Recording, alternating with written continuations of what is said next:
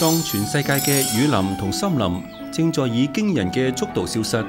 台灣嘅森林就以充滿生命力嘅姿態持續擴大。農委會自從民國91年開始進行平地景觀造林及綠美化計劃，其中花蓮平地森林園區就係台灣第一座復育成功嘅平地森林，以藝術力量取代工程開發嘅新觀念，透過美學同空間嘅創意表現，引導民眾同自然和諧共處嘅森林園區。我哋花蓮大榮大富平地森林園區係由民國99年下半年就開始營造嘅。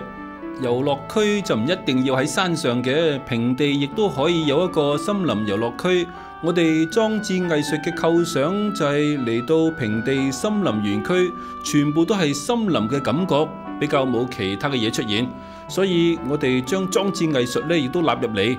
藝術作品都係同我哋嘅森林息息相關嘅。譬如話生命寶樹就係我哋利用漂流木嚟到營造嘅。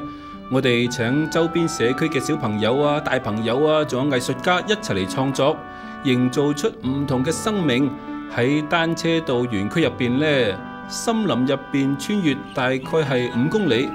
我哋歡迎全國鄉親一齊嚟到我哋花蓮大榮大富平地森林園區。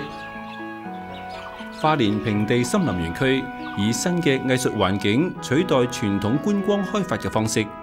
充分融合生態環境同文化創意，喺廣闊嘅綠色原野裏頭帶嚟視覺歡愉，令呢度好似係一座精彩嘅戶外美術館。嚟到花蓮感受平地森林嘅魅力，體驗人同大自然嘅結合。